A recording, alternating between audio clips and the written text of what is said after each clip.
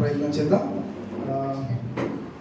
మొదటిగా దేవుని గ్రంథం నుంచి ఒక వాక్యాన్ని మనం చదువుకుని ప్రారంభం చేసుకుందాం. పరిశుద్ధ గ్రంథం నుంచి యోహాను సువార్త 8వ అధ్యాయము 35వ వచనాన్ని మనం ఆధారం చేసుకుని ఈరోజు ఒక మంచి అంశాన్ని మనం నేర్చుకోవడానికి, మన ఆత్మీయమైనటువంటి జీవితంలో మన ఆధ్యాత్మికంగా బలపడడానికి, విశ్వాసంలో ఎదగడానికి దేవుని మాటలను మనం ధ్యానించడానికి ప్రయత్నం చేద్దాం. మరొకసారి చెప్తున్నాను. Gospel according to John chapter 8 verses 35. దాసుడు ఎల్లప్పుడూ ఇంటిలో నివాసము చేయడు, కుమారుడు ఎల్లప్పుడూ నివాసము చేయడు. ఆమేన్. ఈ వాక్యాన్ని బట్టి మనం ఈరోజు కొద్దిసేపు దేవుని వాక్యాన్ని ధ్యానించుకుందాం. అందరూ కూడా ప్రార్థనలో ఏకీభవించండి. ప్రార్థన చేసుకుందాం. మహాపరిశుద్ధుడైన మా తండ్రి, ప్రేమ నమ్మకము కలిగిన మా ప్రభువా, గతించిన కాలం అంతా కూడా సచివాలయంలో మమ్మల్ని మీరు భద్రపరిచినందుకు మీకు వేలాది స్తుతులు స్తోత్రాలు చెల్లిస్తున్నాను. ప్రభా, ఈ యొక్క పునరుత్థాన దినాన నీ మందిర ఆవరణంలో మమ్మల్ని మీరు చేర్చి మేమందరము కూడా తండ్రి ఐక్యతతో కలిసి మిమ్మల్ని ఆరాధించడానికి మీరు ఇచ్చిన భాగ్యములు బట్టి స్తోత్రాలు చెల్లిస్తున్నాం. ఇప్పటి వరకు పాటలు పాడిన తండ్రిని బిడ్డలందరినీ కూడా మీరు దీవించండి. ప్రత్యేకముగా ఈ సమయంలో తండ్రి నీ దాసునిగా నేను నిలవబడి ఉండగా నన్ను మీరు మరుగుపరిచి నీ మాటలు నడవడం వసించలాగా నీ ఆత్మతో నింపి నీ బిడ్డలతో మాట్లాడమని ప్రార్థిస్తున్నాం. కేవలము వినివారు మాత్రమే ఉండక విన్న మాటలు మన హృదయాలను భద్రపరుచుకుని విన్న వాక్య ప్రకారముగా జీవించడానికి సహాయం దయచేయమని, ఆది నుంచి అంతవరకు మీరు తోడై ఉండి నడిపించమని యేసుక్రీస్తు పరిశుద్ధమైన నామములో ఈ ప్రార్థన వల్ల అడిగి వేడుకొంచున్నాము తండ్రి. ఆమేన్. ఓకే, చదవబడినటువంటి ఈ లేఖన భాగాన్ని మరలా ఒకసారి మనం జ్ఞాపకం చేసుకుందాం. మరలా ఎవరైనా చదువుతారు ఒకసారి. దాసుడు ఎల్లప్పుడూ ఇంటిలో నివాసం చేయడు, కుమారుడు ఎల్లప్పుడూ నివాసము చేయడు. ఈ వాక్యం ఎంతమందికి అర్థమైంది? చదవబడినటువంటి వాక్యం ఎంతమందికి అర్థమైంది? అర్థం కాలేదా? అర్థమైంది కదా. ఇప్పుడు ఒక ఇంటిలో ఇంటికి సంబంధించిన యజమానులు ఉన్నారు, ఆ ఇంట్లో పనిచేసే దాసులు ఉన్నారు. ఇప్పుడు దాసులు అంటే సర్వెంట్స్. ఓకే, ఇప్పుడు ఆ ఇంటిలో ఎవరు పర్మనెంట్గా ఉంటారు, ఎవరు నివాసులుగా ఉంటారు? ఇక్కడ రెండు పదాలు మీరు చూస్తారు, ఇద్దరు వ్యక్తులను మీరు చూస్తారు. ఒకటి ఎవరు? దాసులు. రెండు కుమారుడు. వీళ్ళిద్దరిలో హక్కు ఎవరికి ఉంది? అధికారం ఎవరికి ఉంది? వారసత్వం ఎవరికి ఉంది? దాసునికా కుమారునికా? దాసునికి మరి ఏంటి సంగతి? దాసుడు ఏ ఇంట్లో ఉన్నాడో కుమారుడు అదే ఇంట్లో ఉన్నాడు. దాసుడు కుమారుడు ఇద్దరు కూడా ఒకే ఇంటిలో నివసిస్తున్నారు, ఒకే ఇంటిలో ఉన్నారు. కానీ ఇద్దరు ఒకే ఇంట్లో ఉన్న ఒకరికి మాత్రం ఆ ఇంటి మీద, ఆస్తి మీద హక్కు ఉంది, అధికారం ఉంది, వారసత్వం ఉంది. కానీ అదే ఇంట్లో ఉంటున్న ఆ సర్వెంట్కి, దాసుడికి మాత్రం ఏమి లేదు, హక్కు లేదు, అందులో వారసత్వం లేనే లేదు. ఆయన ఆ ఇంటిలో ఎంతవరకు ఉంటాడు అంటే కొంతకాలం ఉండగలడేమో కానీ శాశ్వత కాలం ఆ ఇంట్లో నివాసం ఆయన చేయలేడు. ఈరోజు దేవుని మందిర ఆవరణంలోనికి వస్తున్న మనం అందరము కూడా ఆ మహాదేవుని కుటుంబంలో సభ్యులమా, ఆయన వారసులమా, లేక దాసులమా? నిజానికి దేవుడు మనల్ని ఎలా చూస్తున్నాడు? కేవలము ఆయన దాసులుగా, ఆయన దాసీలుగా, ఆయన పనివారిగానే మనల్ని చూస్తున్నాడా? లేదా ఆయన మనల్ని కూడా తన వారసులుగా, తన బిడ్డలుగా చూస్తున్నాడు? దేవుడు మనల్ని ఎలా చూస్తున్నాడు? ఎలా చూస్తున్నాడు? వారసులుగా చూస్తున్నాడా, దాసులుగా చూస్తున్నాడా? స్పీక్ అవుట్ కొంచెం చెప్పండి. ఇద్దరికి నిద్రపోతున్నాలేంటి? ఎలా చూస్తున్నాడు దేవుడు మనల్ని? ఎలా చూస్తున్నాడు? ఇప్పుడు ప్రతి ఆదివారం కూడా మనం దేవుని సన్నిధానానికి ఎందుకు వస్తున్నాము అంటే ఆ పరలోకపు తండ్రి ఇచ్చినటువంటి ఆ వాగ్దానాన్ని స్వతంత్రించుకోవడానికి, ఆ దేవుడు దయచేస్తున్నటువంటి ఆశీర్వాదాలు మనం పొందుకోవడానికి మనం అందరం కూడా ప్రతి ఆదివారం కూడా దేవుని సన్నిధిలోనికి వస్తున్నాం. కానీ దేవుని సన్నిధికి వస్తున్నటువంటి మనం అందరము కూడా ఎవరిని బట్టి ఒక కుటుంబము అంటే ఆ పరలోకపు తండ్రిని బట్టి మనం అందరము కూడా ఒకే కుటుంబమా కాదు? మనం అందరము కూడా వన్ ఫ్యామిలీ, ఒకే కుటుంబం, ఆత్మీయమైనటువంటి కుటుంబమే సంఘం. కానీ ఈ కుటుంబంలో చాలా మంది వారసత్వాన్ని సంపాదించుకోలేదు, కానీ కేవలము దాసులుగా మాత్రమే ఉండిపోయారు. నా మాటలు మీకు అర్థమవుతున్నాయా? ఈ కుటుంబంలో ఉన్నటువంటి వాళ్ళు చాలామంది, కొంతమంది వారసులుగా ఉంటే కొంతమంది దాసులుగానే ఉన్నారు. ఇప్పుడు నేను అడుగుతున్నా మిమ్మల్ని, దేవుని కుటుంబంలో, ఆత్మ సంబంధమైనటువంటి ఈ కుటుంబంలో నువ్వు దాసుడిగా దాసురాలుగా ఉన్నావా, లేదా వారసుడిగా వారసురాలుగా ఉన్నావా? ఎలా ఉన్నావు? ఎలా ఉన్నావు చెప్పాలి, ఎలా ఉన్నావు? చాలా మంది ఈ డిఫరెన్స్ తెలియదు. ఏం డిఫరెన్స్ తెలియదు అంటే, నిజంగా దేవుని సన్నిధిలో లేదా ఆయన ఇంటిలో నేను వారసుడిగానే ఉన్నానా లేకపోతే దాసుడిగానే ఉన్నానా? ఇప్పుడు ఒక ఆదివారమో లేకపోతే ప్రార్థన జరుగుతున్నప్పుడు కొంతసేపు వెళ్ళి అక్కడ కూర్చుని వచ్చేసినంత మాత్రాన నీకు వారసత్వం వచ్చేసిద్దా? కాసేపు నువ్వు కూర్చుని వచ్చేస్తే, ఆదివారం 2 గంటలు 3 గంటలు కాసేపు నువ్వు ఆదివారం కూర్చుని వచ్చేస్తే నీకు వారసత్వం అనేది రాదు. అలాగే ఆ ఇంటిలో ఉన్న ఎగ్జాంపుల్ కూడా మీరు గమనించండి. అక్కడ కూడా చాలా మంది దాసులు ఉన్నారు, చాలా మంది పని వాళ్ళు ఉన్నారు, వాళ్ళు కూడా ఇంటిలో పని చేస్తున్నారు. కానీ ఆ ఇంటి మీద హక్కు వాళ్ళకు ఉందా? ఆస్తి మీద అధికారం ఉందా?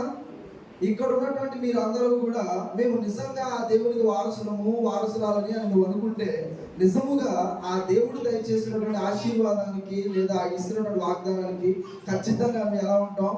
హక్కుదారులుగా ఉంటాం. కానీ ఆ హక్కును స్వతంత్రించుకోలేక చాలా మంది మిస్లీడ్ అయిపోతున్న వాళ్ళు కూడా చాలా మంది ఉన్నారు. ఇప్పుడు మనం కొన్ని విషయాలు గమనించగలిగితే, ఆ మహాదేవుడు మనందరినీ కూడా ప్రేమిస్తున్నాడు, ఆయన బిడ్డలుగా మనం స్వీకరిస్తున్నాడు కదా. ఒక ఎగ్జాంపుల్ నేను చెప్తాను. ఏంటంటే, ఒక తండ్రికి ఆస్తి ఉందనుకోండి, ఆ ఆస్తి మీద హక్కు తన బిడ్డలకు ఉంటుందా ఉండదా? ఉంటుందా ఉండదా? నా మాట బాగా ఒక తండ్రికి ఆస్తి ఉంటే ఆ ఆస్తి మీద హక్కు బిడ్డలకు ఉంటుందా ఉండదా? ఇప్పుడు ఒక తండ్రి ఏం చేశాడంటే, ఈ లోకం తండ్రి ఏం చేశాడంటే, తన బిడ్డలకు ఆస్తిని ఇవ్వడం ఇష్టం లేదు. ఆస్తిని ఇవ్వడం ఇష్టం లేక ఆయన ఏం చేశాడంటే, నా ఆస్తిలో చిల్లిగా కూడా నేను మీకు ఇవ్వదని చెప్పేశాడు. ఇప్పుడు ఆ కుమారుడు ఏం చేశాడంటే, వెళ్ళి ఎలాగైనా సరే నా తండ్రి ఆస్తి నాకు హక్కు ఉంది కాబట్టి, ఆ ఆస్తి నాకు కావాలి కాబట్టి ఈయన వెళ్ళి కోర్టులో కేసేసాడు. ఎవరు? కుమారుడు. ఈయన కేసేసినప్పుడు వాళ్ళు ఏమడుగుతారు? వెంటనే నువ్వు కేసేసావు కాబట్టి ఆ ఆస్తి అంతా నీదే హక్కు అంటారా? ముందు ఏం చేయాలి? అతను ఏం చేయాలి? ప్రూవ్ చేసుకోవాలి, అవునా కదా? ఇప్పుడు కోర్టులో కేసేసా బాగానే ఉంది. నిజంగా ఆయన నీ తండ్రి అనడానికి ఆధారం ఏంటి? నిజంగా నువ్వు ఆయనకే పుట్టే అనడానికి ఆధారం ఏంటి? అడుగుతారు అడగరా? ప్రూఫ్ అడుగుతారు అడగరా? అడుగుతారు. ఇప్పుడు ఈయన ఏం చేయాలి? ఏం చూపించుకోవాలి? ప్రూవ్ చేసుకోవాలి, ప్రూఫ్ చూపించుకోవాలి. ఇవాళ కూడా చాలా మంది అన్నిటిలో కూడా బర్త్ సర్టిఫికేట్ అనేది ఏమవుతుంది? మ్యాండేట్. ఇప్పుడు ఆయన దగ్గర బర్త్ సర్టిఫికేట్ ఉంది అనుకోండి, ఆయన ఏం చూపిస్తాడు? చూపిస్తాడా లేదా? ఈ బర్త్ సర్టిఫికేట్ చూపించడం వల్ల ఆ కోర్టులో ఉన్నటువంటి ఆ జడ్జికి ఏం అర్థమవుతుంది? ఏమర్థమవుతుంది? బర్త్ సర్టిఫికేట్లో ఏముంటది?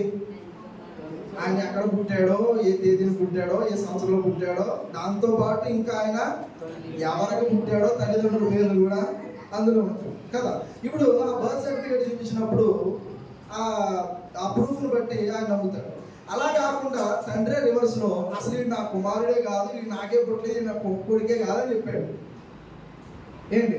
తండ్రి ఇది అసలు నా బిడ్డే కాదు, నా కుమారుడే కాదు, అసలు ఈడేమో నాకు తెలియదు అని చెప్పాడు. ఇప్పుడు ప్రూవ్ చేసుకోవాలంటే ఏం చేయాలి? ఏం టెస్ట్ చేసుకోవాలి? డాక్టర్స్ కదా అందరూ చెప్పేస్తున్నారు, డిఎన్ఏ టెస్ట్ చేసుకోవాలి. అంటే ఒక డిఎన్ఏ టెస్ట్ చేస్తే వెంటనే ఏం తెలుస్తుంది? డిఎన్ఏ టెస్ట్ చేయగానే నిజంగా ఆయన అతని కుమారుడా కాదా అనే విషయం 100% అక్కడ ప్రూవ్ అయిపోతుంది. ఈరోజు కూడా ఈ 2 విషయాల గురించి నేను మాట్లాడతాను. ఒకటి బర్త్ గురించి, రెండోది డిఎన్ఏ గురించి. ఓకేనా? నిజంగా మనం ఆలోచన చేయగలిగితే భౌతికమైనటువంటి ఈ జీవితంలో మన లైఫ్లో నువ్వు తండ్రికి పుట్టావు, ఆ తండ్రి ఆస్తికి వారసుడివి వారసురాలుగా నువ్వు ప్రూవ్ చేసుకోవాలంటే ఖచ్చితంగా నీ దగ్గర బర్త్ సర్టిఫికేట్ ఉండాలి, లేదా డిఎన్ఏ అయినా టెస్ట్ అయినా ఆ సర్టిఫికేట్ అయినా ఉండాలి. ఇప్పుడు ఆ పరలోకపు తండ్రికి నిజంగా నేను వారసుడినే, నిజంగా నేను బిడ్డనే అని నిరూపించుకోవడానికి నీ దగ్గర ఏమున్నాయి? కేవలం పేరుకి మాత్రం ఆయన బిడ్డను అని చెప్పుకుంటే సరిపోయిందా? నీ దగ్గర అంటూ ఏమైనా ప్రూఫ్స్ ఉన్నాయా? ఆధారాలు ఉన్నాయా? ఆధారాలు కావాలవసరం లేదా? కావాలవసరం లేదా? కావాలి. ఫస్ట్ పాయింట్ మనం చూస్తే ఫస్ట్ ఏంటి అంటే బర్త్. ఇక్కడ ఎంతమంది బర్త్ సర్టిఫికేట్స్ ఉన్నాయి? ఫిజికల్ బర్త్ సర్టిఫికేట్స్ కాదు, నేను స్పిరిచువల్గా చెప్తున్నాను. స్పిరిచువల్ సర్టిఫికేట్ ఎవరి దగ్గర లేదా? పద్నాలజిస్ట్ దగ్గర, ఆంగ్లజిస్ట్ దగ్గర, ఇంకా ఇప్పుడు బర్త్ సర్టిఫికేట్ కావాలంటే మీ దగ్గర ఏముండాలి? బాప్టిజం సర్టిఫికేట్ ఉండాలి. ఇప్పుడు బాప్టిజం సర్టిఫికేట్ ఎంతమంది దగ్గర ఉంది? ఉందా? కొంతమంది దగ్గర లేదంట. మరి ఎలా అలా అయితే? సరే, ఇప్పుడు వాటన్నింటినీ నేనేం వెరిఫై చేయను, ఆ సర్టిఫికేట్స్ ఉన్నాయా లేదా అని జస్ట్ అడుగుతున్నా. యాక్చువల్గా బాప్తిజం అనేది ఏంటి అసలు? ఇప్పుడు యోహాను సువార్త 3వ అధ్యాయంలో అక్కడ ఒక వ్యక్తి వస్తాడు. ఆ వ్యక్తి యేసు ప్రభు దగ్గరికి వచ్చి మాట్లాడుతూ ఉంటాడు. ఎవరైనా? నికోదేము. తెలుసు కదా ఈ వ్యక్తి, నికోదేము. ఈ నికోదేము అనే వ్యక్తి వచ్చి మాట్లాడుతున్న సందర్భంలో యేసు ప్రభు అంటాడు, ఆ దేవుడి రాజ్యానికి వారసులుగా ఉండాలంటే ఎలా ఉండాలంట? ఒకడు కొత్తగా జన్మించితేనే కానీ అతడు దేవుడి రాజ్యంలో చూడలేడు, దానిలో ప్రవేశించలేడు, ఆ రాజ్యంలో ఉన్నటువంటి ఆశీర్వాదాన్ని అతడు పొందుకోలేడు. ఇప్పుడు ఆ మహాదేవునికి నువ్వు పిల్లలుగా ఉండాలి అంటే, నువ్వు వారసుడిగా ఉండాలి అంటే మొదట నువ్వు ఏం చేయాలి? ఆయనకి మరలా తిరిగి నువ్వు జన్మించాలి. ఇప్పుడు ఈ బాప్తిజం అనేది కూడా ఎలాంటిది అంటే ఒక ఆధారంతో కూడిందండి. సీక్రెట్గా ఇచ్చేది కాదు. బాప్తిజం ఎక్కడైనా సరే సీక్రెట్గా పాస్టర్ గారు అలా తీసుకెళ్ళి గబుకుని ముచ్చేసి ఇచ్చిన సందర్భాలు ఉన్నాయి. అలాంటి ఎప్పుడైనా చూసారా? ఎవరైనా సరే మారు మనసు పొంది, ఇదిగో నేను బాప్తిజం పొందాలనుకుంటున్నా, నేను రక్షణ పొందాలనుకుంటున్నా, నాకు వచ్చి బాప్తిజం ఇవ్వండి అని పాస్టర్ని అడిగితే పద ఇంకా ఆలస్యం చేయ, మాకు ఎవరు మనకు వద్దని చెప్పి గబుక్కుని వెళ్ళి ఆ తొట్టిలో వచ్చేసి తీసుకొచ్చిన సందర్భాలు ఎప్పుడైనా చూసారా మీరు? ఏం చేస్తారు బాప్తిజాన్ని సిద్ధపడినప్పుడు? బాప్టిజం రెడీ అయినప్పుడు ఏం చేస్తారు? ఇప్పుడు సరే, మన సంఘంలోనే యవనస్తులు చాలా మంది బాప్తిజం తీసుకున్నారు కదా. ఇప్పుడు వీళ్ళు బాప్తిజం తీసుకున్నప్పుడు మీలో ఎవరైనా వచ్చారా? ఎవరు రాకుండా నేనే తీసుకెళ్ళి ఇచ్చాను? వచ్చారా? అందరు వచ్చారా? ఎందుకు వచ్చాము? బాప్తిజం అనేది ఎలాంటిది అంటే అందరి ఎదుట ఇచ్చేది. ఆధారం అనేది దానికి ఖచ్చితంగా కావాలి. ఇప్పుడు ఈ బాప్తిజం ద్వారా ఒక వ్యక్తి ఏం చేయబడుతున్నాడు అని అంటే క్రొత్తగా జన్మిస్తున్నాడు.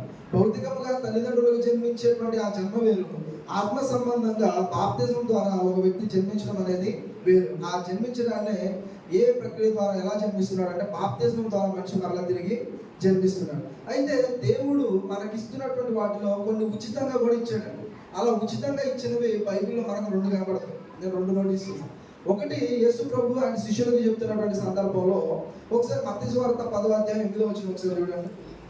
మాథ్యూ చాప్టర్ 10 వర్సెస్ 8 ఉచితంగా ఇచ్చే వాటి గురించి మాట్లాడుతున్నాడు.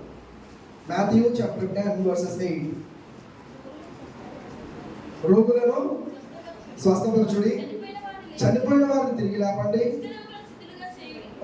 శుద్ధులుగా చేయండి, దెయ్యములను వెళ్ళగొట్టండి, ఉచితముగా పొందితిరి, ఉచితముగా ఇయ్యుడు. ఇప్పుడు ఈ అధికారాన్ని యేసు ప్రభు ఆయన శిష్యులకి ఎలా ఇచ్చాడంట? ఉచితంగా ఇచ్చాడా? ఏదైనా డబ్బులు ఖర్చు పెడితే ఇచ్చాడా? ఆయన ఉచితంగానే ఇచ్చాడు. ఎవరికి ఇచ్చాడు? శిష్యులకు దెయ్యాలను వెళ్ళగొట్టే అధికారాన్ని ఇచ్చాడు. ఇంకా అనారోగ్యముగా ఉన్నటువంటి వారిని స్వస్థపరిచేటువంటి అధికారం ఇచ్చాడు. ఇలా ఆ అధికారాన్ని ఆయన ఎలా ఇచ్చాడంటే ఉచితంగానే ఇచ్చాడు కనుక దాన్ని మీరు ఎలా చేయమన్నాడు? ఉచితంగానే ఇతరులకు మీరు సహాయము చేయండి అన్నాడు. ఇంకా మీకు అర్థం కావడానికి ఇప్పుడు సరే నేను కొన్ని ఎగ్జాంపుల్స్ చెప్తా, ఎవరు ఫీల్ అవ్వాలి. ఇప్పుడు ఏ ప్రైవేట్ డాక్టర్ దగ్గరికైనా మీరు వెళ్ళండి. ప్రైవేట్ డాక్టర్ దగ్గరికి మీరు వెళ్ళి, మీరు ఇంత కష్టపడి మంచిగా చదువుకున్నారు కదా, మీరు చదువుకున్న చదువును బట్టి ఇదిగో మాకు వైద్యం చేయండి ఫ్రీగా అని మీరు అడగండి. చేస్తారా? పోనీ ఇక్కడ టీచర్స్ కూడా కొంతమంది ఉన్నారు కదా, టీచర్స్ దగ్గరికి వెళ్ళి, ప్రైవేట్ టీచర్స్ దగ్గరికి వెళ్ళి ఫ్రీగా మాకు ట్యూషన్ చెప్పండి లేదా ఫ్రీగా మాకు చదువు చెప్పండి అని అడగండి. చెప్తారా? ఎందుకు చెప్పరు?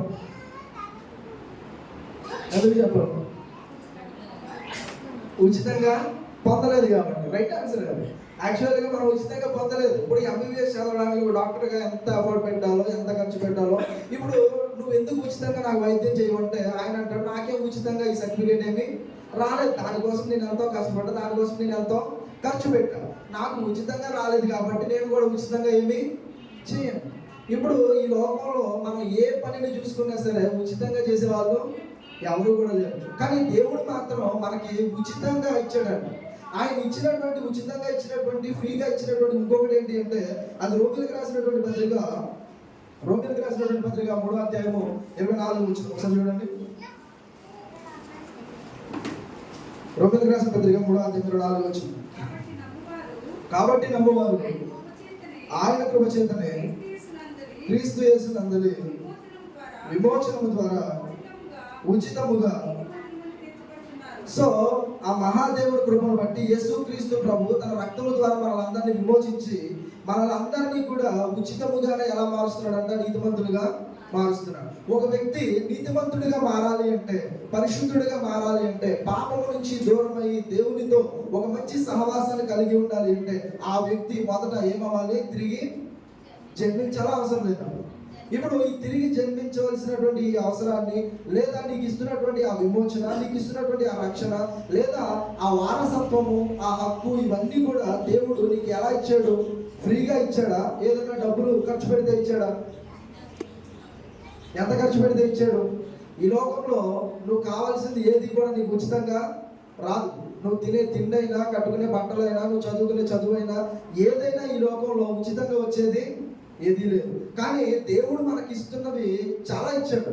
ఉదాహరణకి ఈ ప్రకృతిలో మనం చూసినప్పుడు దేవుడు ఉచితంగా ఇచ్చింది ఏంటి? నీకు గాలి ఇచ్చాడా? ఈ ప్రకృతిని, ఈ భూమిని, సమస్తాన్ని కూడా దేవుడు ఉచితంగానే ఇచ్చాడు. కానీ ఈ భూమి మీద నివసిస్తున్న మనం ప్రతిదానికి రేటు కట్టేసాం. ప్రతిదానికి రేటు కట్టేమా లేదా? ఈ భూమికి వెల కట్టింది ఎవరు? ఎకరం ఇంత అని, సెంట్ ఇంత అని రేటు కట్టింది ఎవరు? దేవుడా మనమా? ఎవరు కట్టారు?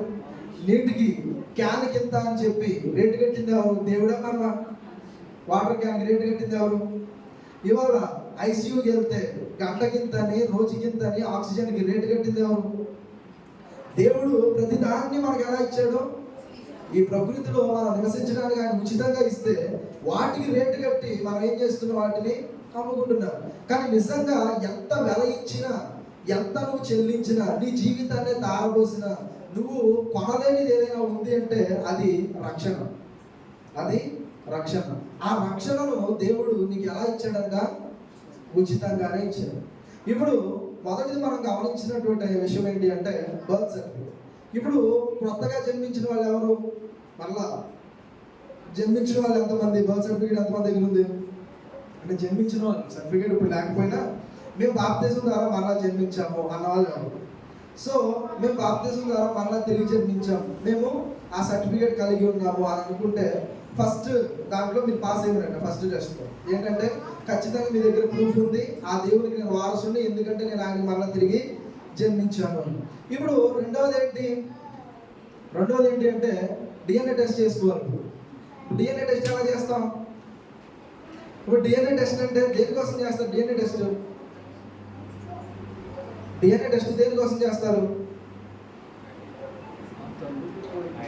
దీని అబ్రివేషన్ ఇంగ్లీష్లో ఏమంటారో తెలుసా?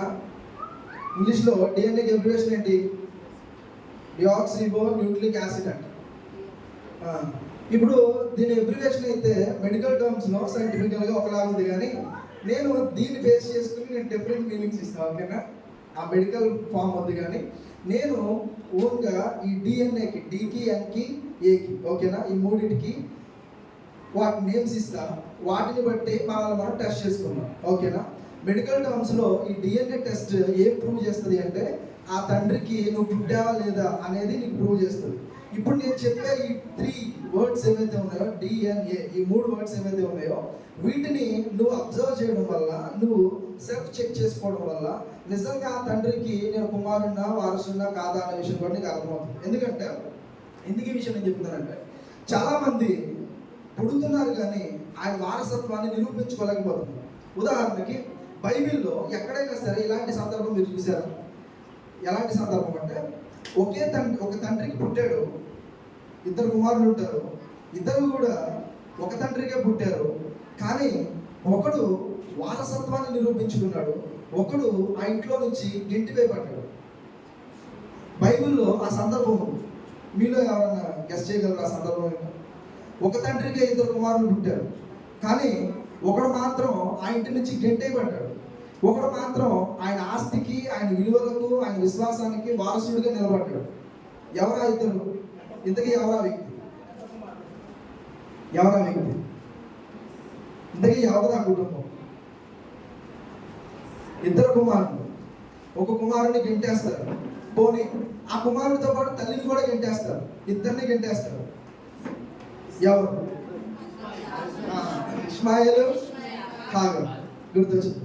ఇప్పుడు అబ్రహాముకి భార్య ఎవరండి? సారా. అబ్రహాముకి భార్య సారా. కానీ సారా వృద్ధాప్యం అవుతున్న ఆమెకి ఏం కలగలేదు? సంతానం లేదు. పిల్లలు లేకపోవడాన్ని బట్టి ఈమె ఏం చేసిందంటే తన ఇంటిలో పనిచేస్తున్నటువంటి సర్వెంట్ దాసి అనేటువంటి హగర్కి ఎంత మంచి స్థానం ఇచ్చిందంటే, ఒక రకంగా చెప్పాలంటే సారా ఏ పొజిషన్లో ఇంట్లో ఉందో ఒక దాసి అయినా సరే ఆ యజమానురాలి స్థానాన్ని సారా ఇచ్చిందండి. ఎవరికి? హాగర్కి ఇచ్చింది. హగర్కి ఇస్తే హగర్ భార్య అయిన తర్వాత ఆమె కన్సీవ్ అయింది, ప్రెగ్నెంట్ అయింది. ఎప్పుడైతే ప్రెగ్నెంట్ అయిందో, ప్రెగ్నెంట్ అయిన తర్వాత వెంటనే ఒక చూపు చూసింది. ఎవరిని? ఎలా చూసింది? హగర్కి ప్రెగ్నెంట్ అయిన తర్వాత, హగరు అబ్రహాం వల్ల ప్రెగ్నెంట్ అయిన తర్వాత, గర్భవతి అయిన తర్వాత ఆమె సారాను ఎలా చూసిందో తెలుసా? చిన్న చూపు చూసిందండి. అంటే ఈమె స్థాయి ఏంటి అసలు? ఈమె పొజిషన్ ఏంటి అసలు? దాసురాలుగా ఆ ఇంటిలో పని చేసేటువంటి ఆమెను సారా అబ్రహాముకు భార్య అయ్యేటువంటి స్థానాన్ని ఇచ్చి ఆమె నిలబెడితే, ఆ స్థానాన్ని ఇచ్చినటువంటి సారానే చిన్న చూపు చూసి ఎగతాళి చేసింది. పోనీ అలా ఉంటే ఈ ఈ హగరుకు పుట్టినటువంటి కుమారుడు ఎవరు? ఇష్మాయిల్. వీళ్ళిద్దరినే కదా గెంటేసేది ఇంటి నుంచి. ఎందుకు గెంటేశారో నేను చెప్తున్నాను. ఎందుకు గెంటేశారు వాళ్ళంటే, ఈ ఇష్మాయిల్ ఉన్నాడు కదా, ఇష్మాయిల్ కూడా ఏం చేస్తాడు అంటే తన తమ్ముడు అయినటువంటి ఇస్సాకును ఏం చేస్తాడు? హేళన చేస్తాడు, ఎగతాళి చేస్తాడు. ఎవరిని హేళన చేశారు? ఇష్మాయిలు ఇస్సాకును హేళన చేశాడు. అంటే తల్లిలో ఉన్నటువంటి క్వాలిటీస్, ఆ క్యారెక్టర్స్ ఎవరిలోకి వచ్చేసాయి? మరి అబ్రహాం డిఎన్ఏ ఏంటి? అబ్రహాం క్యారెక్టర్ ఏంటి అసలు? అబ్రహాం ఎలా అంటాడు అసలు? అబ్రహాం ఎలా అంటాడు? విశ్వాసులకు తండ్రి. అబ్రహాము ఎంత దీన స్వభావం కలిగిన వాడు అసలు? అబ్రహాము దీన స్వభావం మీకు తెలియాలంటే, అబ్రహాము 3 అతిథులకు ఆతిథ్యం ఇస్తాడండి. ఆ సందర్భం ఎలా ఉంటుందంటే, ఈయన చక్కగా భోజనం చేసి చెట్టు నీడను పడుకుంటే అబ్రహాము ఎండలో నడుస్తున్న 3 వ్యక్తులు కనబడతారు. ఆ 3 వ్యక్తులను చూసి ఈయన పరిగెత్తుకుంటూ వెళ్ళి వాళ్ళకి నమస్కరించి, వాళ్ళ దగ్గర ఉండి వాళ్ళకి నమస్కరించి, వాళ్ళని ఇంటికి పిలవడం కాదు, వాళ్ళని బతిమాలుకుని, వాళ్ళని పిలిచిన దగ్గర నుంచి వాళ్ళకి మర్యాదలు చేసి ఇవన్నీ కూడా వాళ్ళకి మంచి ఆతిథ్యం ఇస్తాడు. ఇప్పుడు నేను అడుగుతున్నా, అవసరం ఎవరిదే? అసలు ఈయనకేంటి అవసరం? అబ్రహాంకి ఏం అవసరం? మంచిగా తిన్నాడు, రిలాక్స్ అవుతున్నాడు, చక్కగా పడుకోవచ్చు కదా. ఎవరో ఎండనబడి వెళ్ళిపోతుంటే ఈయనకెందుకు?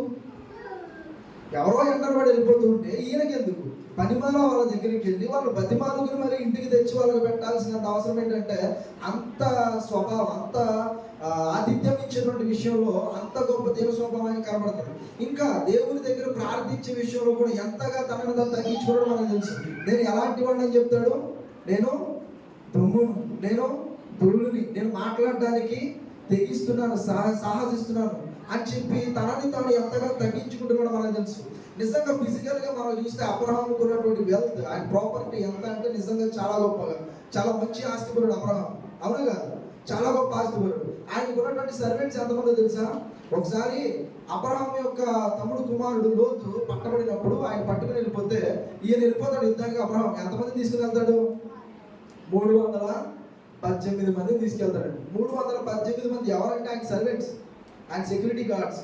ఈరోజు ఎమ్మెల్యే కానీ ఒక సీఎం కానీ మీరు చూసారనుకో, ఎంతమంది ఉంటారు వెనకాల? సెక్యూరిటీ గార్డ్స్ ఎంతమంది ఉంటారు? ఎంతమంది? మహా అయితే 2 లేదా 4-5 కదా.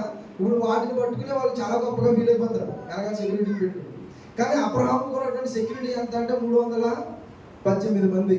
ఆయన చాలా ఆస్తిపరుడు, అంత సెక్యూరిటీ ఉండి అలాంటి ఆయన క్యారెక్టర్ ఎట్లా ఉంది అంటే చాలా దీనత్వాన్ని, నెమ్మదిని కలిగినటువంటి వ్యక్తి. కానీ ఈ ఇష్మాయిల్ కానీ హగర్ కానీ వీళ్ళ యొక్క స్వభావం చూసినప్పుడు అబ్రహాంకి ఏమైనా మ్యాచ్ అయ్యారా వీళ్ళు? చెప్పండి. హగర్ ఏమైనా, ఈ ఇష్మాయిల్ ఏమైనా అబ్రహాంకి మ్యాచ్ అయ్యాడా? ఏమయ్యాడు? ఆయన వారసుడిగా ఉండలేకపోయాడు. ఎందుకంటే ఆయన స్వభావం వీళ్ళు ఉందా లేదా? రాలేదు. ఎవరి స్వభావం వచ్చింది? ఆ తల్లి స్వభావం వచ్చింది. అందుకే ఏమయ్యాడు, ఆ ఇంటిలో నుంచి నెట్టివేయబడ్డాడు. కానీ సారాకు పుట్టినటువంటి కుమారుడు ఇస్సాకు పరిస్థితి ఏంటి? ఇస్సాకు పరిస్థితి ఏంటి? తండ్రి ఆస్తికి వారసుడిగా ఉన్నాడు, తండ్రి విలువకు వారసుడిగా ఉన్నాడు. తండ్రి ఏ విశ్వాసాన్ని అయితే కలిగి ఉన్నాడో ఆ విశ్వాసంలో ఇస్సాకు కూడా నిలబడ్డాడు. నిజంగా విశ్వాసాన్ని బట్టి కరువు కాలంలో కూడా పంట వేసి నూరంతల పంటను చూశాడు. బలి ఇస్తున్నటువంటి టైంలో కూడా మారు మాట్లాడకుండా అబ్రహాం కుమారుడిగా తన విశ్వాసాన్ని నిరూపించుకున్నాడు ఇస్సాకు. అంటే ఇక్కడ నేను చెప్పాలనుకున్న విషయం ఏంటంటే, ఒకే తండ్రికి పుట్టినటువంటి ఇద్దరు కుమారుల్లో ఒకడు తండ్రి ఆస్తికి వారసుడిగా, తండ్రి విశ్వాసానికి ఆయన ఆస్తికి హక్కుదారుడిగా ఎవరున్నారు అంటే ఒక కుమారుడు ఉన్నాడు. ఒకడు ఆయన విలువలను ఆస్తికి హక్కు లేని వాడిగా ఒకడు మారిపోయాడు. ఈరోజు తండ్రికి ఒకవేళ పుట్టామనుకుంటున్నాం, ఒకవేళ బాప్తిజం పొందాం. మనం బాప్తిజం పొందిన తర్వాత నిజంగా ఆయనకు కుమారుడిగా కుమార్తెగా మనం ఉన్నావా లేదా అనేది ఎప్పుడు అర్థమైంది? ఆ పరలోకపు తండ్రికి నిజంగా నువ్వు కుమారుడి కుమార్తెగా నువ్వు ఉన్నావు అనే విషయం నీకు ఎప్పుడు అర్థమైంది? మీకు ఇంకా అర్థం కావడానికి యేసు ప్రభు ఆయన చేసినటువంటి ప్రసంగాల్లో చాలా పెద్ద ప్రసంగం ఏంటి? కొండ మీద చేసిన ప్రసంగం కదా, కొండ మీద చేసిన ప్రసంగం. ఆ కొండ మీద చేసిన ప్రసంగంలో చాలా మందికి, వేలాది మందికి ప్రజలకి ఆయన పదే పదే పదే పదే చెప్పిన మాట ఏంటి? మీరు జ్ఞాపకం చేయండి నాకు. మత్తయి సువార్త 5, 6, 7 ఈ అధ్యాయాల్లో ఉంటాయండి ఆ ప్రసంగం. పెద్ద sermon. ఏం చెప్పాడు ఆయన? ఒకే మాట రిపీట్గా మాట్లాడుతుంటాడు ఆయన. ఏం మాట్లాడతాడు?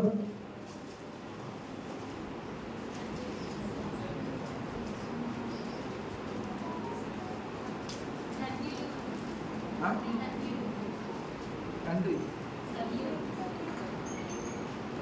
5, 6, 7 ఆ అధ్యాయాలు చూస్తే ఆ అధ్యాయాల్లో ఒక మాట కామన్గా కనబడదు. అధ్యాయాలన్నీ పరిశీలిస్తే ఏంటా కామన్ వర్డ్ చెప్పండి? ధన్యులు కాదు, ధన్యులు దాటిన తర్వాత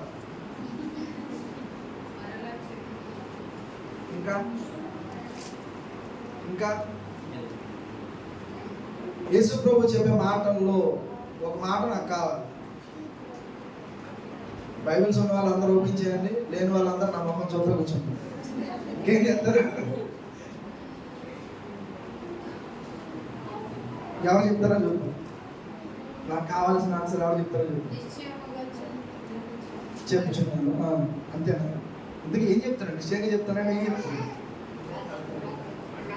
నాకు కావాల్సిన ఆన్సర్ ఇంకా రావాలి, చెప్పాలి.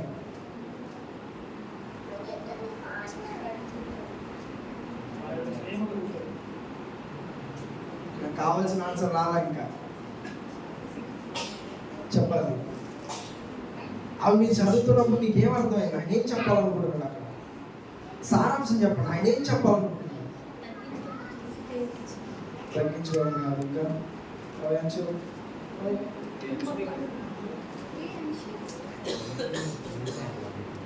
చెప్పండి.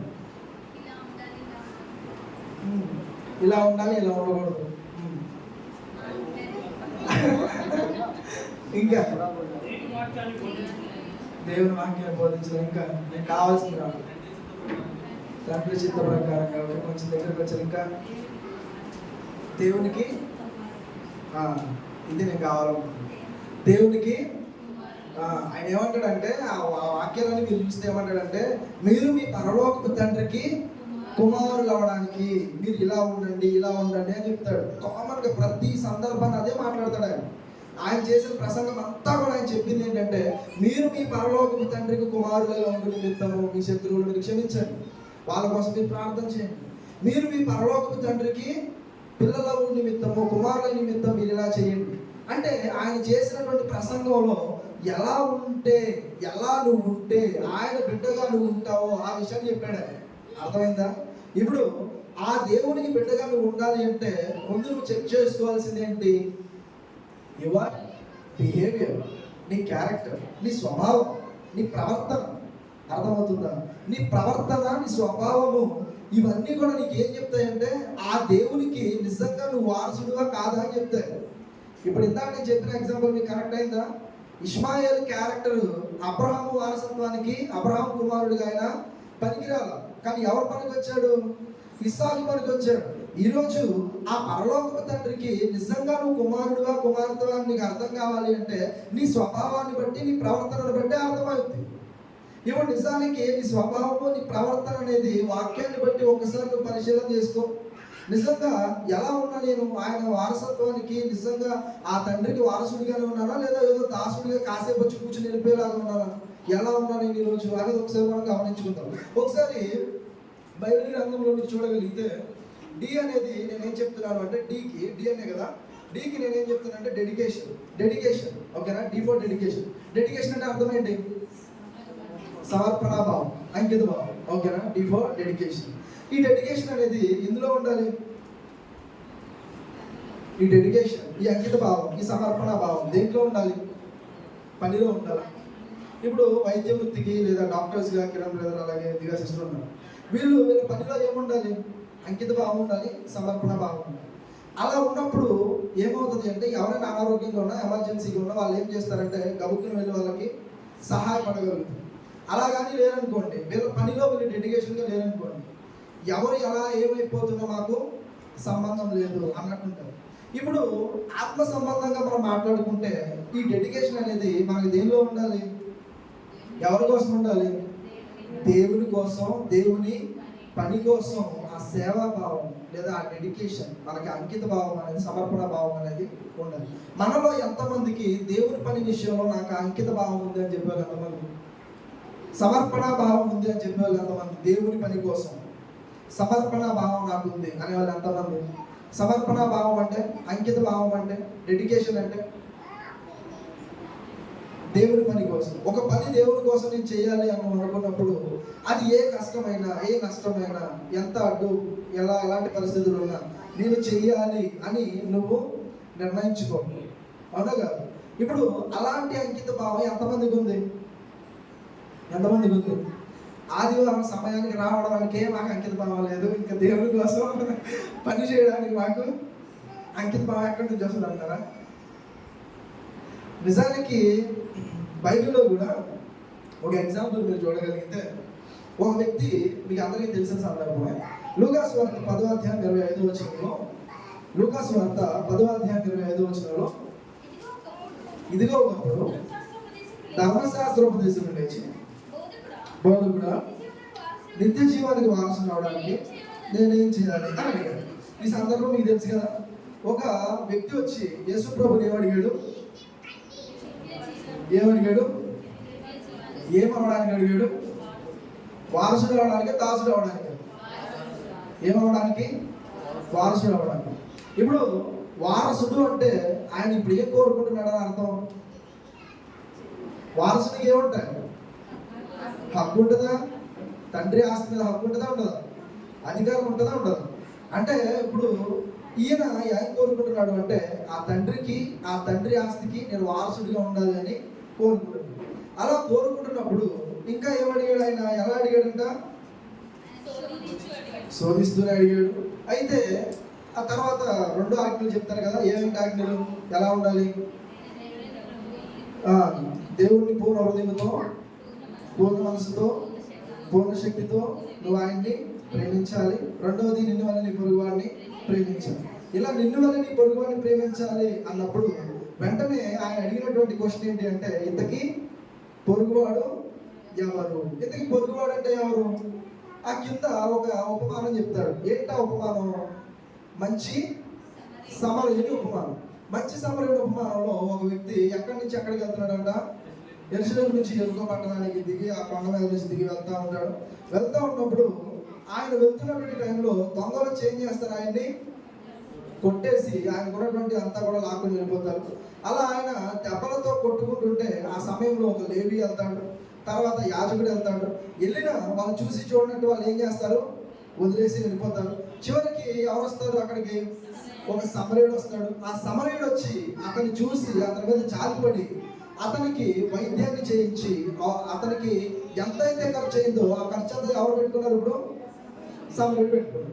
ఇప్పుడు నా క్వశ్చన్ ఏంటంటే, ఈ సమరయుడు ఎందుకు అలా వెళ్ళిపోయాడు? ఎందుకు ఆ పని చేశాడు? ముందున్నటువంటి లేవి ఆ యాజకుడు అతన్ని చూసారా లేదా? చూశారు. అతను ఏ పొజిషన్లో ఉన్నాడో వాళ్ళకి తెలుసా లేదా? తెలుసు. తెలిసిన వాళ్ళు పట్టించుకున్నారు అతన్ని. మరి సమరయుడు ఎందుకు పట్టించుకున్నాడు?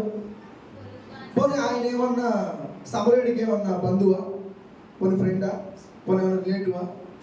తెలిసినవాడేం కాదుగా. తెలిసినవాడు కాకపోయినా అతను దెబ్బల్లో పడున్నాడు, అపాయంలో ఉన్నాడు అని తనకు వైద్యం చేసి తనకు కావాల్సిన ఖర్చు అంతా పెట్టుకుని అంత సహాయం ఎందుకు చేశాడు ఆయన? ఎందుకు చేశాడు? దేవుడిని ప్రేమిస్తున్నాడు కాబట్టి, దేవుడి ప్రేమను చూపించాలని. నిజంగా ఈయనకున్నటువంటి అంకిత భావం ఏంటంటే, దేవుడు నాకు చేసినటువంటి కార్యాల్లో, దేవుడు నాకు చేసినటువంటి మేలుల్లో నేను ఈయన కోసం చేసేది ఎంత? నిజంగా ఒక మనిషి కోసం మనం చేసేటప్పుడు ఈ ఫీలింగ్ మనలో ఉంటే ఎంత బాగుంటుంది. ఒక మనిషికి, సాటి మనిషికి మనం సహాయం చేయలేకపోతున్నాము అంటే మొదట నువ్వు ఏం గుర్తించలేకపోతున్నావు అంటే దేవుడు నీకు చేసినటువంటి మేలును గుర్తించలేకపోతున్నావు. ఒకసారి దేవుడు నీ జీవితంలో నీ కోసం చేసిన మేలులను ఒకసారి నువ్వు జ్ఞాపకం చేసుకుంటే సాటి మనిషికి నువ్వు చేసేది ఎంత అని చాలా తేలిగ్గా కనబడదు. అలా దేవుని గురించి ఆలోచించకుండా కేవలం నువ్వేదో పెట్టేస్తానంటే ఆలోచించావు అనుకో, కనీసం రూపాయి పెట్టడానికి కూడా మనసు రాదు. అంటే మన ఆలోచన ఎప్పుడు కూడా ఎట్లా ఉండాలి అంటే, దేవుడు చేసినటువంటి మేలును నీ హృదయంలో నువ్వు ఎప్పుడు తలంచుకుంటున్నప్పుడు, ఆయన ఆజ్ఞలను నీ మనసులో ఉంచుకుంటున్నప్పుడు, ఆయన చేసినటువంటి కార్యాలు నీ హృదయంలో ఎప్పుడు కూడా ఉన్నప్పుడు సాటి మనిషికి పెట్టాలి, సాటి మనిషికి సహాయపడాలి అనే ఆలోచన నీలో డెవలప్ అవుతుంది. అలా లేకుండా ఈ లోకంలో అందరూ ఎలాగైతే స్వార్థంగా ఉన్నారో అలాగే నేను ఉన్నాను అంటే ఆ పరలోకపు తండ్రికి నువ్వు ఎప్పటికీ కూడా వారసుడివి కాలేవు. నువ్వు వారసురాలివి కావాలి అంటే ఖచ్చితంగా నీ క్యారెక్టర్ ఏంటి, నీ స్వభావం ఏంటి అనేది ఆయన చూస్తాడో చూడ్డాడు. ఆ స్వభావాన్ని చూస్తాడు. నువ్వు చేసిన క్రియలను బట్టే రేపొద్దున నీకు తీర్పు కూడా ఆయన ఇస్తాడు. అవసరంలో ఉన్నప్పుడు నువ్వు ఎందుకు వాళ్ళకి సహాయం చేయలేదు? నీ రుణాలను, నీ యొక్క తప్పులను ఎన్ని నేను క్షమించాను, నీకు ఎంతగా నేను సహాయం చేశాను, మరి సహాయంలో ఉన్నప్పుడు నువ్వు ఎందుకు చేయలేదు అని దేవుడు నిన్ను ఎక్కడ అడిగితే అప్పుడు నీ సమాధానం. డెడికేషన్ ఉండాలి వద్దా? మనం దేవుని పనిలో ఖచ్చితంగా మనకేముండాలి? డెడికేషన్ ఉండాలి. రెండవది ఏంటిది? రెండో లెటర్ ఏంటి? N for neighbour. ఇక్కడ రెండవ ప్రశ్న కూడా ఆయన అదే కదా అడిగింది. ఏంటిది అది? పొరుగు వారిని ప్రేమించారు. పొరుగు వారిని ఎంతగా మనం ప్రేమిస్తున్నాం ఒకసారి మనం పరిశీలన చేసుకుందాం. పొరుగు వారిని ప్రేమించే విషయంలో పొరుగు వారిని సరే ప్రేమించి అక్కడలో ఉన్న వాళ్ళకి, అవసరం ఉన్న వాళ్ళకి ఇవ్వడం సంగతి తర్వాత. నేను నా పొరుగు వాళ్ళ కోసం ఎక్కువగా ప్రార్థన చేస్తాను వాళ్ళు చేయొద్దండి. మనం చేసే ప్రార్థనలన్నీ ఎట్లా ఉంటాయంటే, ఎంతసేపు కూడా చిన్నపిల్లల ప్రార్థనలు ఎప్పుడైనా చూసాను అనుకోండి, చిన్న పిల్లలు, సండే స్కూల్ పిల్లలు వాళ్ళ ప్రార్థనలు ఎట్లా ఉంటాయంటే, God bless my mother, bless my father, bless my sister, brother అని చెప్తారు. అంటే నా తల్లిని దీవించు, నా తండ్రిని దీవించు, మా వాళ్ళని దీవించు. ఇక ఎంతసేపు చూసినా వాళ్ళ ప్రార్థన ఎట్లా ఉంటుంది? రొటీన్గా ఉంటుంది. ఇక ఎంతసేపు వాళ్ళ ప్రార్థన ఏంటి అంటే ఆ ఫ్యామిలీ కోసమే ఉంటుంది. ఎందుకంటే వాళ్ళకి ఆ మెచ్యూరిటీ లేదు కదా. ఇప్పుడు దేవునిలో ఎదిగిన నువ్వు, మెచ్యూరిటీ ఉన్న నువ్వు ఎలా ప్రార్థన చేయాలి? నువ్వు కూడా అలాగే చేయాలా? నా భర్తను దీవించు, నా భార్యను దీవించు, నా పిల్లల్ని దీవించు, నా ఫ్యామిలీని దీవించు, నాకు ఆస్తిని ఇవ్వు, నాకు అది ఇవ్వు, ఇది ఇవ్వు, ఇంతవరకేనా? నిజంగా పొరుగు వాళ్ళ కోసం ప్రార్థించే వాళ్ళు ఎంతమంది? బైబిల్లో నాకు ఒక ఇంట్రెస్టింగ్ క్యారెక్టర్ అండి. ఎంత ఇంట్రెస్టింగ్ అనిపిస్తుంది అంటే, ఒక వ్యక్తిని గురించి చదువుతున్నప్పుడు ఆ వ్యక్తి ఎవరు అంటే లూకాసు వార్త 2వ అధ్యాయంలో కనబడతారు. ఆమె ఒక స్త్రీ. ఆమె చేస్తున్నటువంటి ప్రార్థన నాకు నేటికి ఆశ్చర్యంగా అనిపిస్తుంది. ఎందుకు ఆశ్చర్యం అంటే, ఒకసారి లూకాసు వార్త 2వ అధ్యాయం 36వ వచనం చూడండి. ముగించేస్తుందో మనకు టైం అయిపోయింది. ఆషేరు గోత్రికురాలు అన్నా అనేటువంటి ఒక ప్రవక్తి ఉంది. ఆమె కన్యతో మొదలుకొని 7 ఏళ్ళు పెనిమిడితో సంసారం చేసి బహుకాలం గడిచింది. 84 సంవత్సరాలు విధవరాలు ఉండి దేవాలయం విడవక ఉపవాస ప్రార్థనలతో రేయింబగళ్ళు సేవ చేయించుండను. ఇక్కడ అన్న అనేటువంటి వ్యక్తిని గురించి మీరు చూశారు కదా. ఈమె వయసు ఎంత? 84 సంవత్సరాలు. 84 సంవత్సరాల్లో రాత్రింబగళ్ళు ప్రార్థన చేస్తుందంట. ఎప్పుడెప్పుడు చేస్తుంది? దేవుని ఆలయంలో సేవ చేస్తూ రాత్రింబగళ్ళు ప్రార్థన చేస్తుంది కదా, డే అండ్ నైట్ ప్రార్థన చేస్తుంది కదా. ఇప్పుడు నా క్వశ్చన్ ఏంటంటే, ఎవరి కోసం ప్రార్థన చేస్తుంది? భర్త లేడు కదా, బిడ్డ లేదు కదా, పోనీ ఇంటి దగ్గర ఉంటుందా అంటే అక్కడ లేదు కదా, తన వాళ్ళ కోసం కూడా కాదు కదా. మరి ఎవరి కోసం చేస్తుంది అంటారు? 84 ఏళ్ళుగా రేత్రి పగళ్ళు కూడా ఉండి ఆమె ఎవరి కోసం ప్రార్థన చేస్తుంది? ఆమె కోసం చేసుకుంటుందా? రేత్రి పగళ్ళు ఎవరి కోసం చేస్తుంది? రాత్రి పగళ్ళు. ఎందువల్ల నీ పొరుగువారిని ప్రేమించడం అంటే, కనీసం మనం సహాయం చేయలేకపోయినా దేవునికి మనం ఏం చేయొచ్చు? వాళ్ళ కోసం ప్రార్థన చేయొచ్చా లేదు?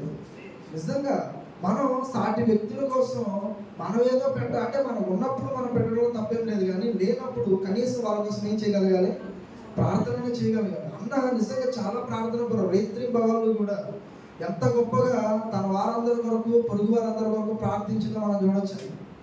నిజంగా అంత ప్రార్థన పరులుగా మనమైతే లేదు. కానీ ఇక నుంచి మన క్యారెక్టర్ని మనం మార్చుకుందాం, మన స్వభావాన్ని మార్చుకుందాం. ఎలా మార్చుకుందాం అంటే, మన కోసం ప్రార్థించే ముందు ఇతరుల కోసం ప్రార్థించే వారిగా మనం మారం. ఇతరుల కోసం మనం ప్రార్థించినప్పుడు, ఇతరుల కోసం మనం అడిగినప్పుడు ఖచ్చితంగా దేవుడు మన అవసరాలు కూడా తీరుస్తాడు. థర్డ్ ఏంటిది? A for affection. అఫెక్షన్ అంటే అఫెక్షన్, ఆప్యాయత, అనురాగం.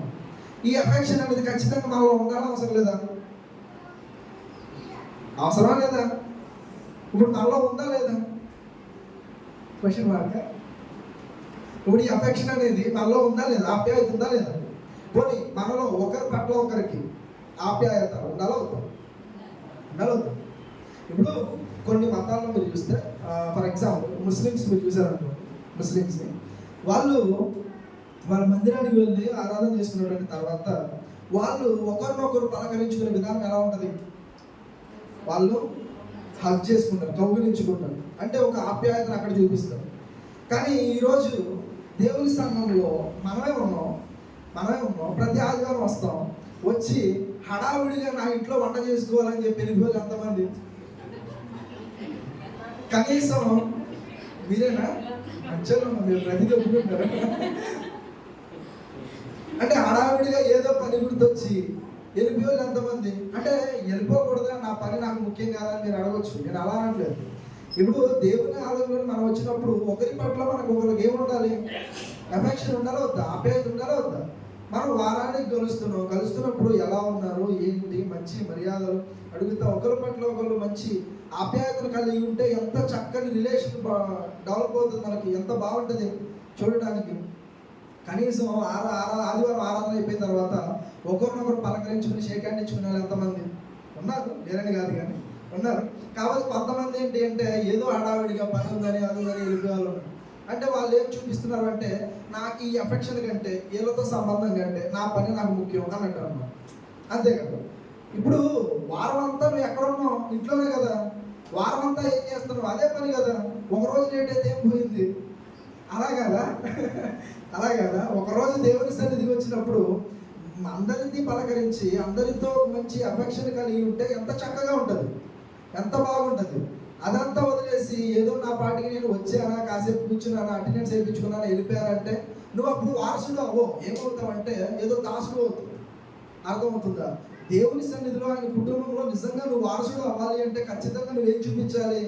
ఇతరుల పట్ల అఫెక్షన్ అనేది ఉండాలి. నీ ప్రవర్తనలో, నీ మాటల్లో ఆ ఎఫెక్షన్ అనేది కనిపించాలి. మీకు ఒక ఎగ్జాంపుల్ చెప్పనా? ఒక కాకి తెలుసు కదా మీకు? కాకి ఎలా ఉంటుంది? కాకి అంటే తెలుసా? క్రౌడ్.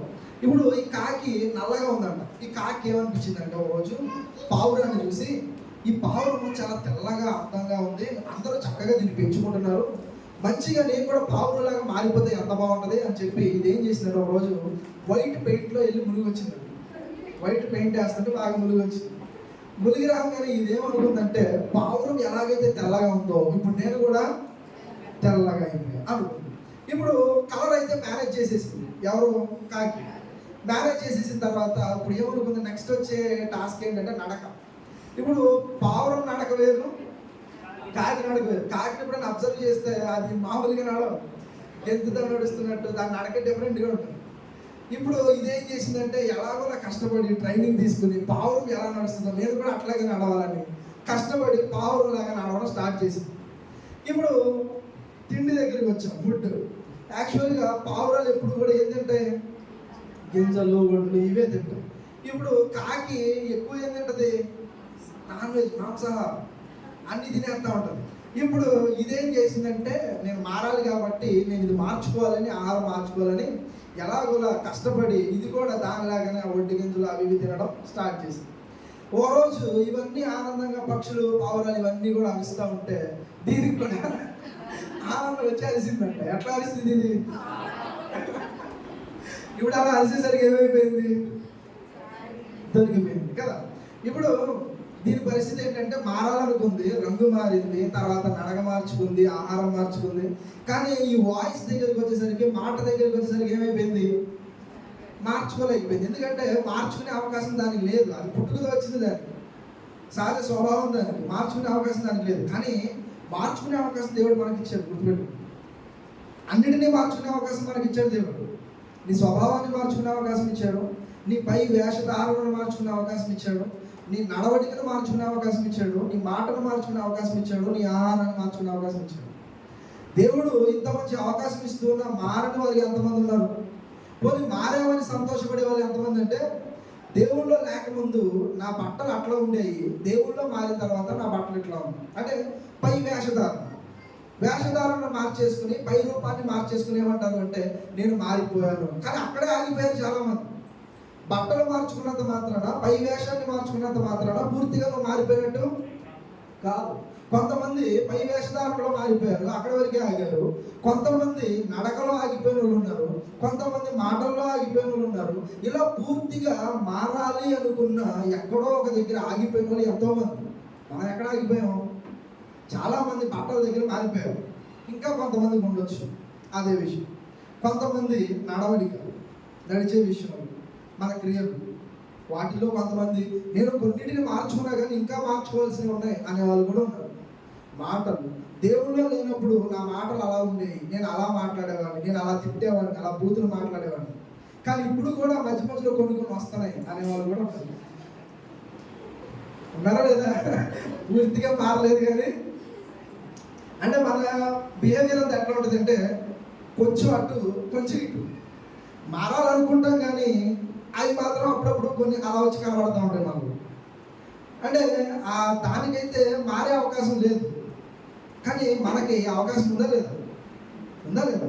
ఖచ్చితంగా ఉందా? ఖచ్చితంగా మారాలి.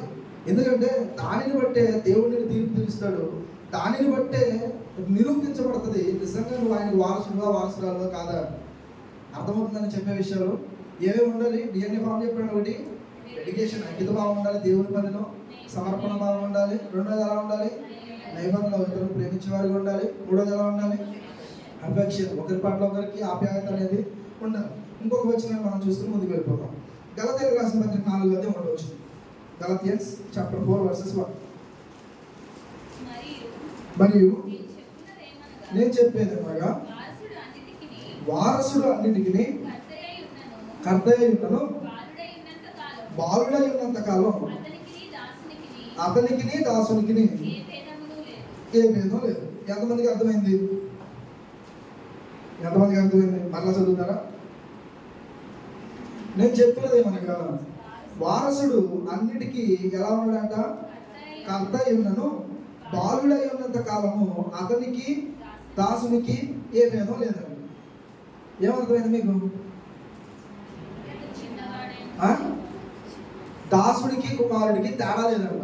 ఎప్పటి వరకు తేడా లేదు? ఇప్పుడు ఒక తండ్రికి బిడ్డ కుమారుడు ఉన్నాడు అనుకుందాం. ఆ కుమారుడు బాలుడిగా ఉన్నంత వరకు అతను ఎలాంటోడు అంటే దాసుడే అంట. అతను వారసుడు కాదంట. ఎప్పుడు వారసుడు అవుతాడంటే అతను ఎదిగినప్పుడే. అదేంటి?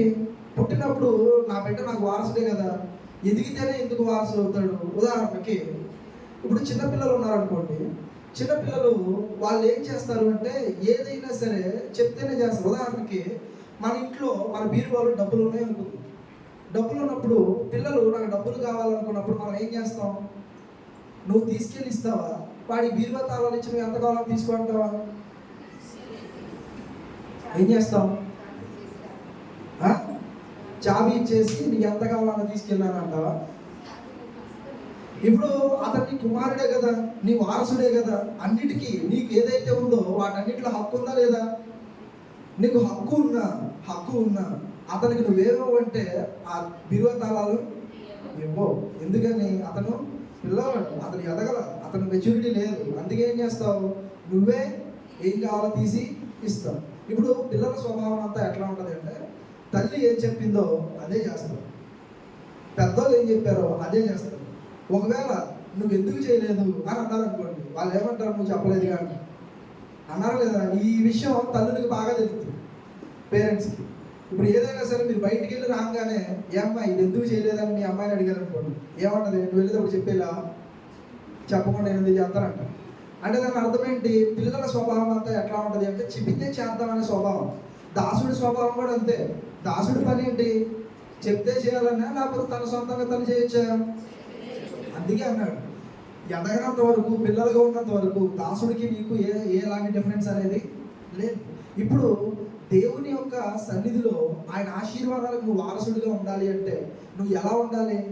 ఎదగాల, బాలుడిగానే ఉండాలా?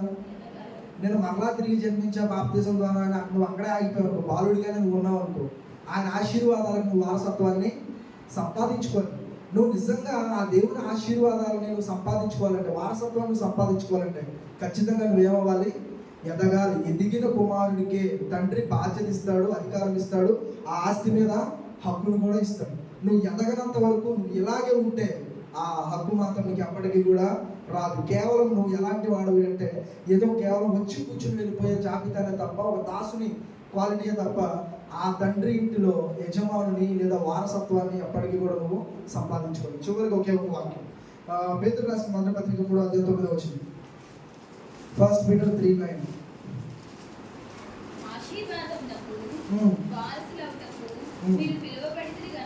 ఆశీర్వాదానికి వారసులు అవడానికి మీరు పిలువబడితే కనుక కీడుకు ప్రతి కీడైనను దూషణకు ప్రతి దూషణైనను చేయక దీవించుడి. మన అందరం కూడా దేనికోసం పిలువబడ్డామంట? దేనికోసం పిలువబడ్డాం? ఆశీర్వాదం కోసం మనం అందరము కూడా పిలువబడ్డాం. ఆశీర్వాదం కోసం పిలువబడిన మనం ఎలా ఉండకూడదంట? కీడుకు ప్రతి కీడు ఎప్పుడు కూడా చేయకూడదు. కీడుకు ప్రతి కీడు అంటే దాని అర్థం ఏంటి? రివెంజా? నిజంగా రివెంజ్. ఎలాగా? ఎవరైనా ఒక దెబ్బ కొట్టారనుకో, మనం 2 వేసేయడం అంతేనా? ఎవరైనా ఒక మాట అన్నారనుకో, చాలామంది స్వభావం అంతే, రివెంజ్ స్వభావం. ఎలాంటిదంటే ఒక మాట అంటే ఆ మాట 10 ఏళ్ళైనా అలాగే గుర్తుపెట్టుకుంటారు. ఎందుకోసం? టైం వస్తుంది, వచ్చినప్పుడు మరలా తిరిగి చెప్పాలి. టైం వస్తుంది, మళ్ళీ తిరిగి చెప్పాలి. అంటే మన మోడ్ అంతా ఎట్లా ఉంటుందంటే, మన మెంటాలిటీ అంతా ఎట్లా ఉంటుంది? Revenge mentality. ఒకటి మనకి ఏం చేశాడో మరలా తిరిగి అదే చేయాలి. ఇప్పుడు దేవుడు ఏమంటున్నాడంటే కీడుకి ప్రతి కీడు ఎప్పుడు కూడా నువ్వు చేయకూడదు. ఎందుకంటే నువ్వు దేనికి పిలువబడ్డావు? ఆశీర్వాదానికే పిలువబడ్డావు. ఒకవేళ నీ ప్రకారం అన్యాయం చేస్తే అది దేవుడికి అప్పగించు. ఈరోజు మనం అందరం కూడా ఒక విషయాన్ని మనం గమనిద్దాం. దేవుని సన్నిధిలో, ఆయన ఇంటిలో మనం ఎలా ఉన్నాం? ఎక్కడ ఆగిపోయాము? ఒకవేళ ఆగిపోతే ఎలా? ఒకసారి మనల్ని మనం పరిశీలించు. ఇప్పటివరకు మీరు విన్న వాక్యాన్ని బట్టి మనం ఎక్కడ ఉన్నాం? ఎలాంటి స్థితిలో మనం ఉన్నాం? ఒకసారి మనల్ని మనం పరిశీలించుకుందాం. అందరూ కూడా నిలబడండి ఒకసారి. అందరూ కూడా నిలబడండి.